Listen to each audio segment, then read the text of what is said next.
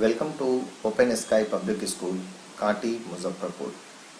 Myself Pankaj Jha, BTech in Electronics and Instrumentation from Shastra University and HOD of Physics in Pathshala, IIT JEE and Medical near Chhata Chowk.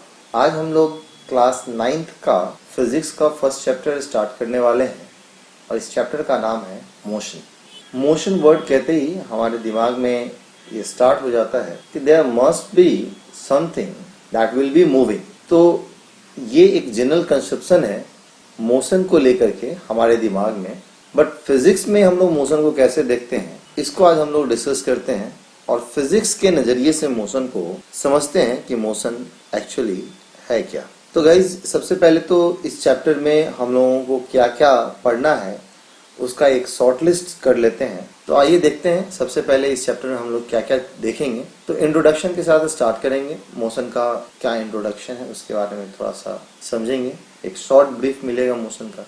Then after हम लोग reference frame के बारे में पढ़ेंगे। Reference frame एक नया term है जो आप लोगों के लिए आया होगा क्लास 9th में। हालांकि डिटेल में रेफरेंस फ्रेम हम लोगों को क्लास 11th में पढ़ना है, बट फिर भी यहाँ पे थोड़ा सा रेफरेंस फ्रेम का हम आप लोगों को आइडिया देंगे और इसके मदद से आप मोशन को और अच्छे तरीके से समझ सकते हैं।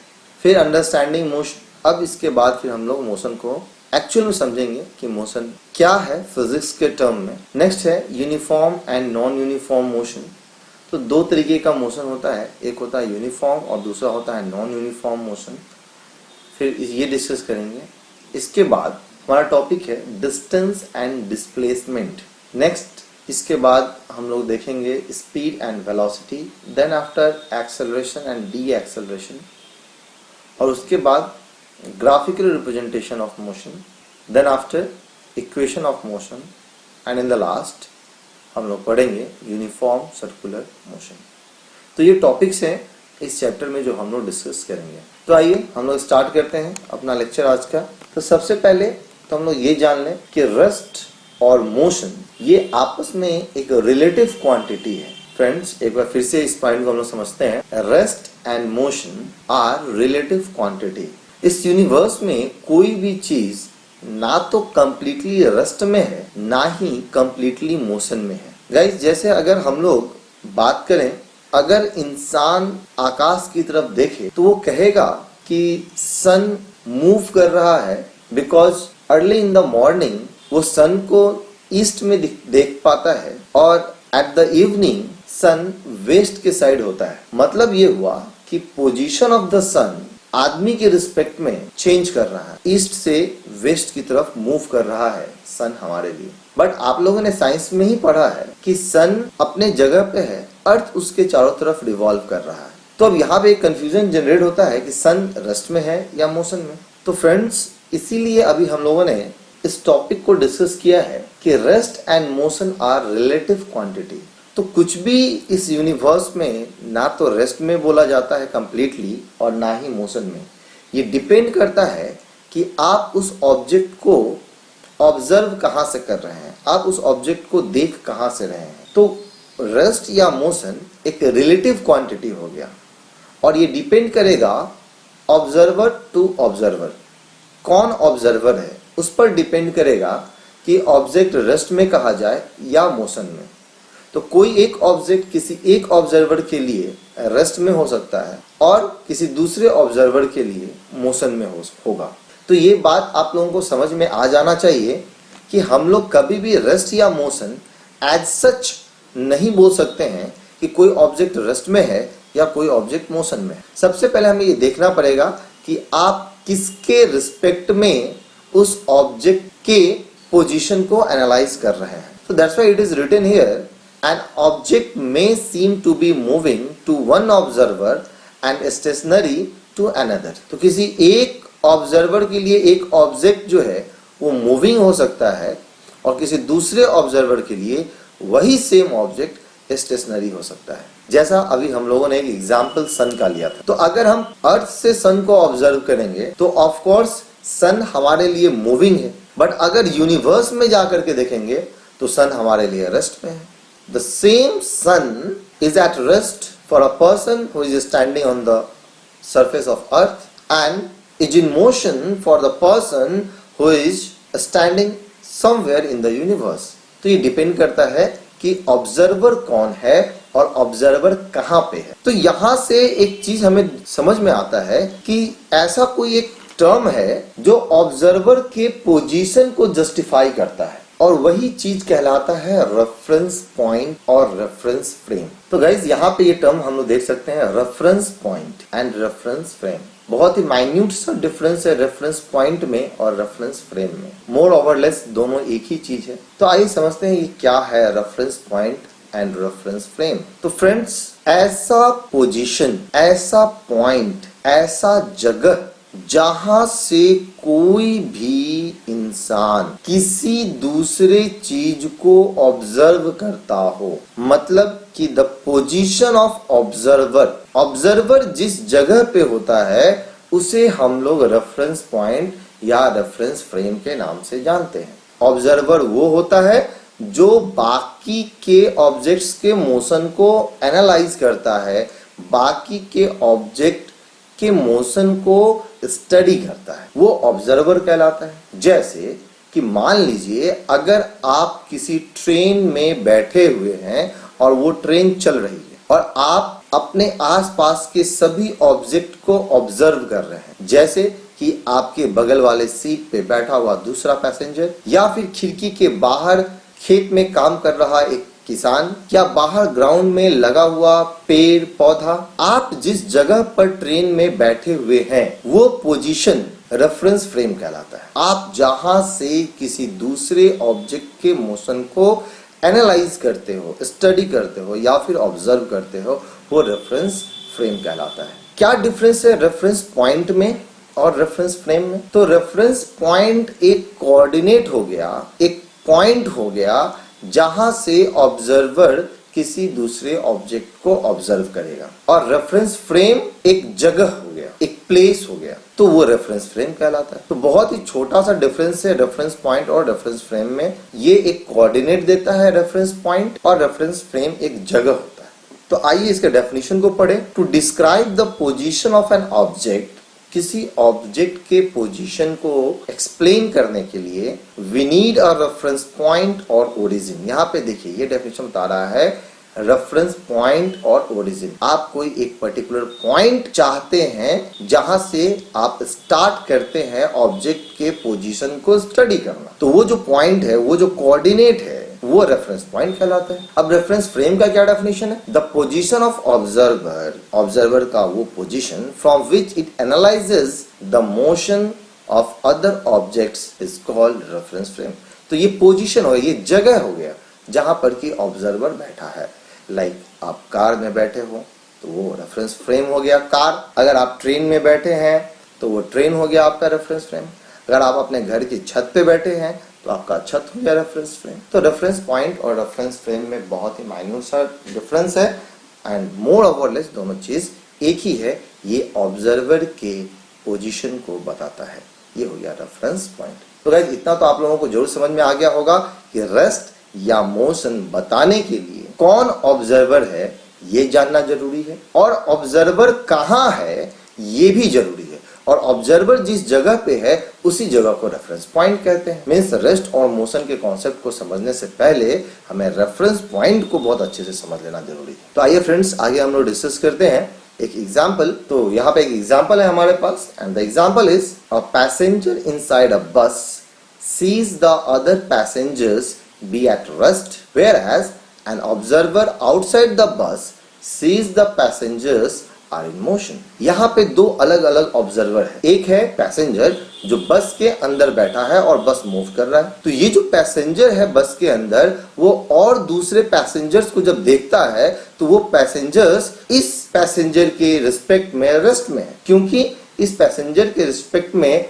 बाकी के पैसेंजर्स का पोजीशन चेंज नहीं हो रहा है। सभी पैसेंजर्स के बीच में आपस में डिस्टेंस सेम है। तो इसलिए हम लोग ये कहेंगे कि सभी पैसेंजर्स जो बस के अंदर बैठे हैं वो रेस्ट में हैं, किसी भी दूसरे पैसेंजर्स के रिस्पेक्ट में। जबकि ये सारे के सारे पैसेंजर्स जो बस में बैठे हैं वो एक ऐसे इंसान के लिए जो बस के बाहर कहीं सड़क पे खड़ा है उसके लिए मोशन में है, क्योंकि पूरा का पूरा बस मूव कर रहा है, और जब बस मूव कर रहा है तो बस के साथ सारे पैसेंजर्स भी मूव कर रहे हैं। और इस तरीके से जो ऑब्जर्वर है और जो बस है उसके बीच का डिस्टेंस चेंज हो रहा है, उसके बीच की दूरी बढ़ रही होगी या फिर घट रही होगी, कुछ भी होगा वो चेंज हो रहा होगा। और जब चेंज हो रहा है तो ये कहेंगे कि position of the person sitting inside the bus is changing with respect to the person standing outside the road.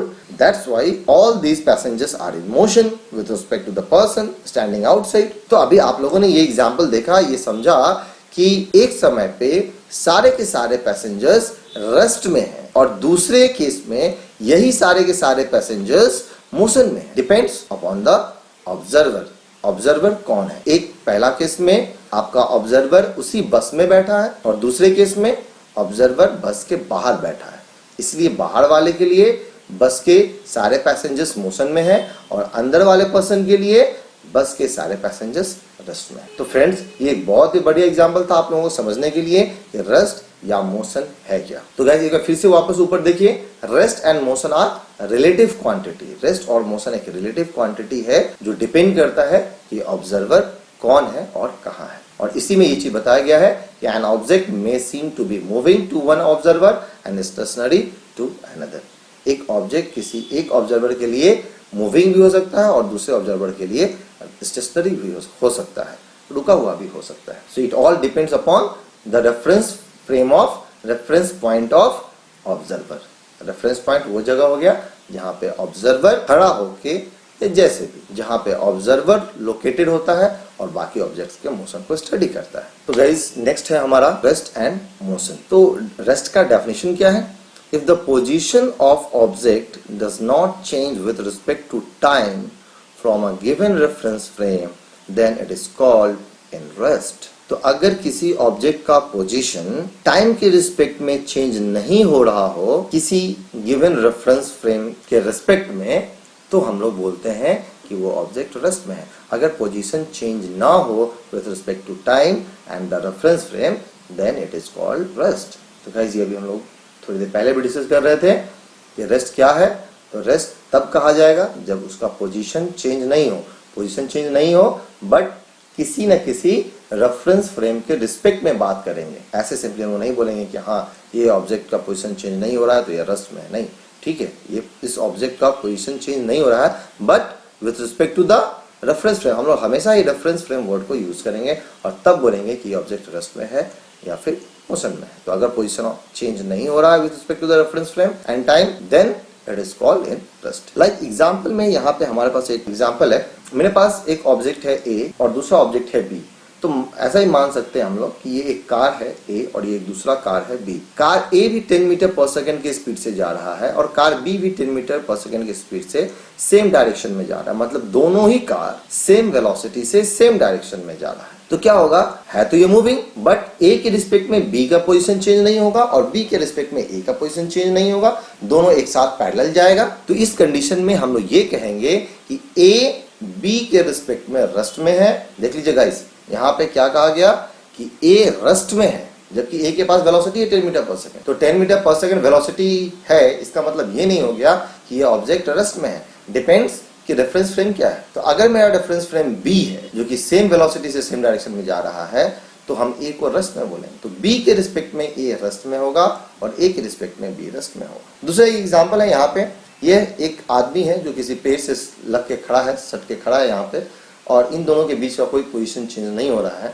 तो इसमें ये कह सकते हैं कि इस आदमी के रिस्पेक्ट में ये पेड़ रेस्ट में है और इस पेड़ के रिस्पेक्ट में ये आदमी रेस्ट में है, क्योंकि इन दोनों का एक दूसरे के रिस्पेक्ट में कोई पोजीशन में चेंज नहीं आ रहा है। तो गाइस, हमेशा ही ध्यान में रखना है कि ऑब्जेक्ट का पोजीशन चेंज हो रहा है या नहीं हो रहा है with respect to the reference frame. तो अगर रेफरेंस फ्रेम के रिस्पेक्ट में पोजीशन चेंज नहीं हो रहा होगा तो फिर हम लोग कहेंगे कि वो ऑब्जेक्ट रेस्ट में। नेक्स्ट आगे बढ़ते हैं हम लोग मोशन। तो इसका जस्ट अपोजिट हो गया रेस्ट का। तो अगर पोजीशन चेंज हो रहा होगा with respect to the reference frame, तब हम लोग कहेंगे कि okay, it is in motion. अगर पोजीशन चेंज हो रहा है तो। So here the definition is the movement of any object from one position to another position with respect to observer is called as motion. तो object move कर रहा हो, उसका पोजीशन चेंज कर रहा हो एक जगह से दूसरे जगह with respect to the observer, observer के रिस्पेक्ट में, तो फिर उस ऑब्जेक्ट को मोशन में कहेंगे। लाइक यहाँ पर फिर से हम लोग दो बॉक्स लेते हैं, दो कार लेते हैं, आप जो भी इसको कंसीडर करना चाहे कर सकते हैं। एक ए और दूसरा बी, दोनों कार